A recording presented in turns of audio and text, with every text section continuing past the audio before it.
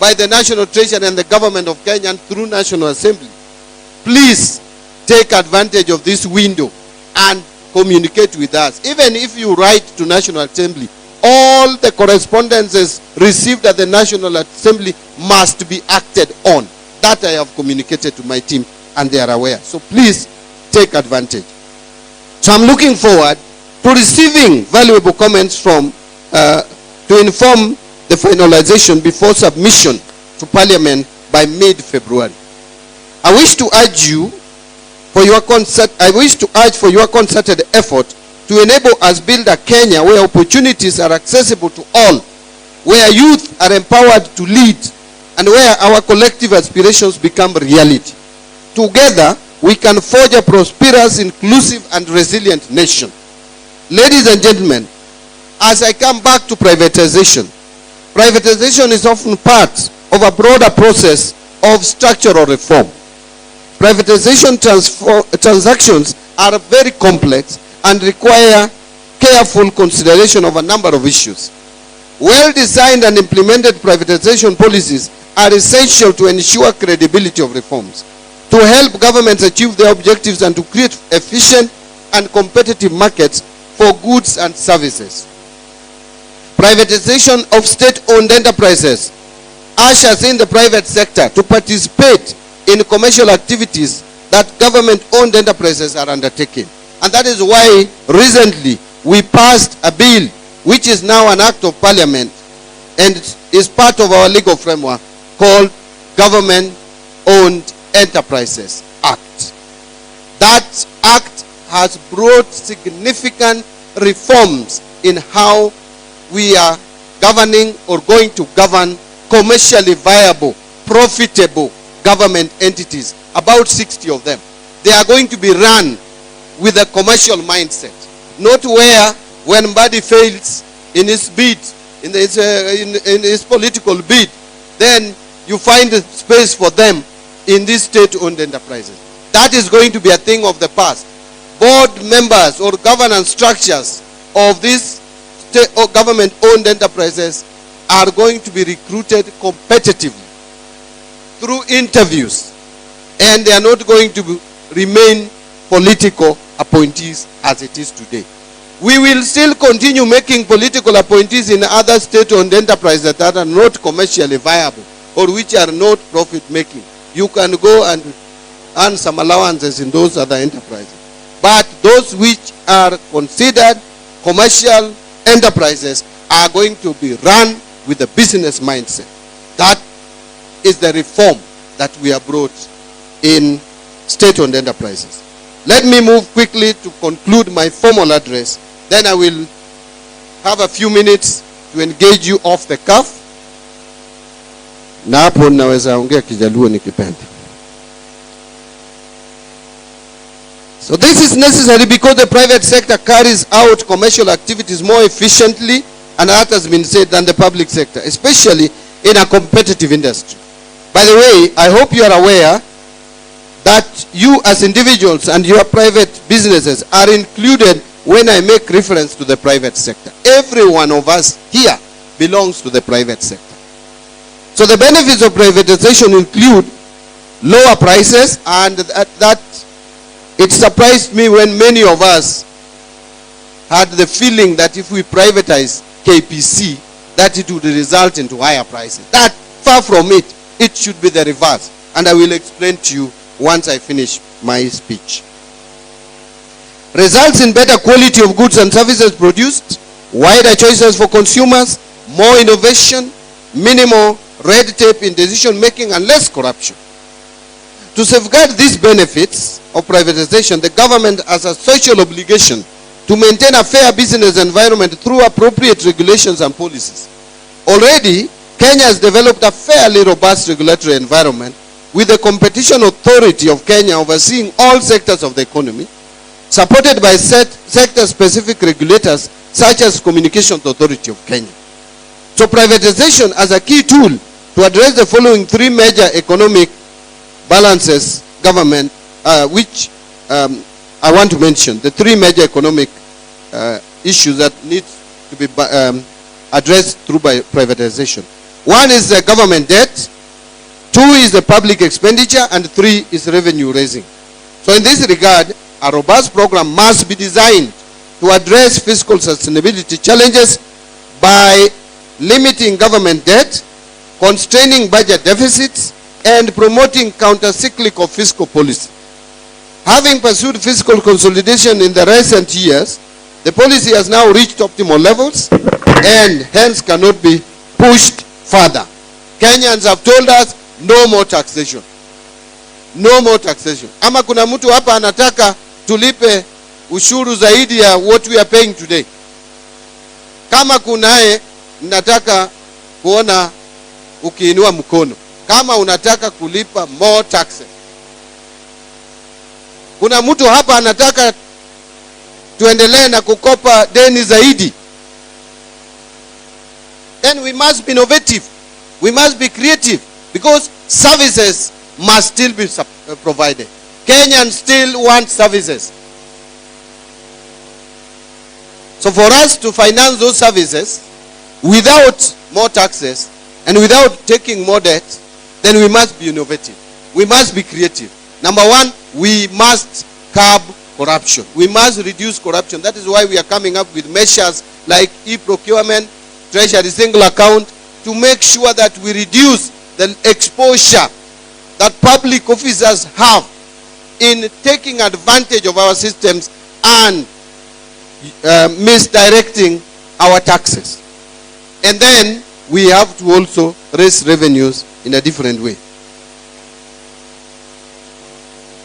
Having pursued fiscal consolidation in the recent years, as I said, the policy has now reached optimal levels and hence cannot be pushed further. In this case, an economic stimulus mechanism must be pursued. You will agree that unlike taxation, and I hope you listen there, unlike taxation, privatization never reduces private sector wealth. Privatization, in most cases, encourages propensity to invest and enhances aggregate demand, which in the long run would widen the revenue base. Taxation reduces private sector wealth. When you are taxed, money is being taken away from you. It reduces your wealth. Whether you are very rich, moderately rich, or barely surviving, like many of us. But still, we are coming for your money in your pocket, despite the struggles. So taxation is something that, even though we can't avoid it, but it reduces our wealth. But privatization does not. It does the opposite. Privatization gives you an opportunity to invest your resources that you have in an asset that would be profitable and that would give you more resources. As I conclude, I want to say that our economy is in a critical turning point, and to sustain the economic achievements realized thus far, both from a macro and fiscal perspective, the low inflation that we are talking about, the interest rates that are coming down. By the way, 1 year ago, the average bank lending rate was at 17.2%. Today it is 14.9%. It is coming down. And I want to, that I think is a message I'm sending to our friend from the Chambers of Commerce. It is coming down, although we would want the interest rates to come down at a faster rate than it is today. And that is why we are telling banks they must take advantage of the rates, that the lowering of the base lending rate, to bring down the rates of loans that we give to the private sector. But for us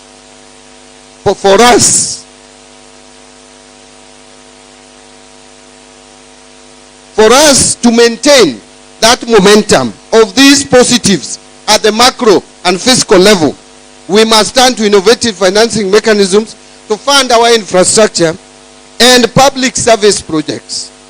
So as the financial needs of the government continue to outpace available public resources, private sector participation has become a critical tool in addressing infrastructure gaps, enhancing service delivery, and promoting sustainable development. There are many success stories on privatization, ladies and gentlemen, as I conclude, before you allow me to make a few off-the-cuff remarks.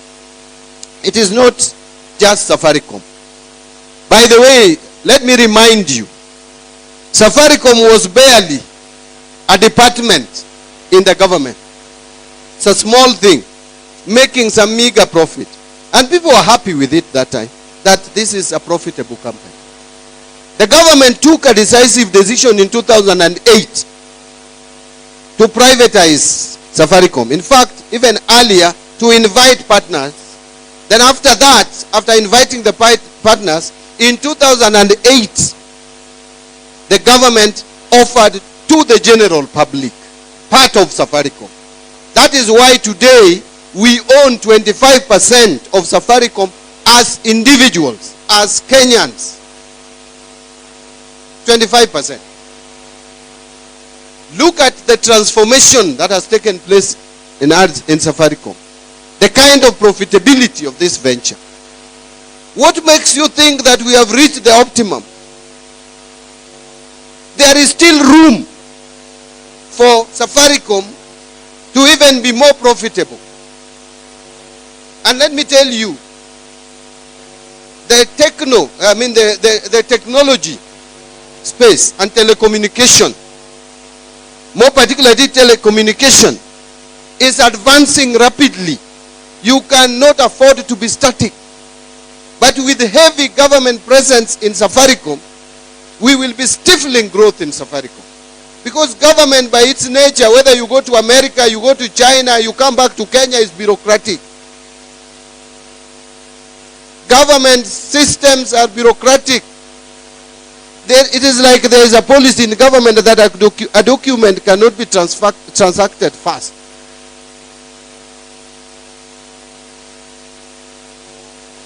So if you want to allow private sector to thrive, a company to thrive or a business to thrive, you must inject private sector ethics into the management of that entity.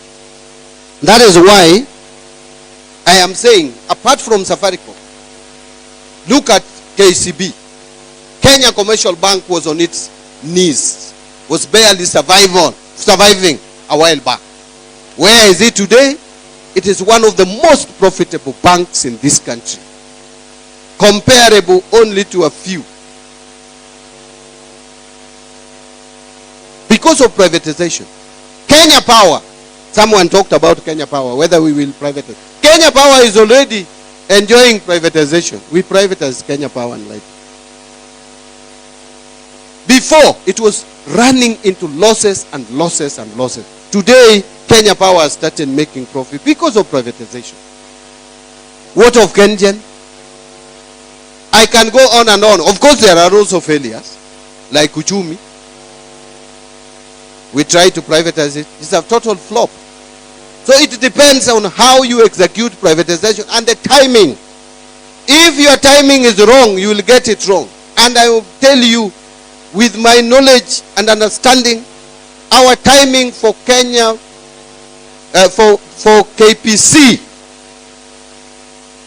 the Kenya pipeline, is perfect. If we don't do it now, believe me, we will regret a few years to come. Don't ask me why. This is the time to privatize KPC to make it more profitable. That is a company that has the potential. If you have money, if you have some money to spare, kindly save it. We are issuing IPO next week for Safaricom, God willing.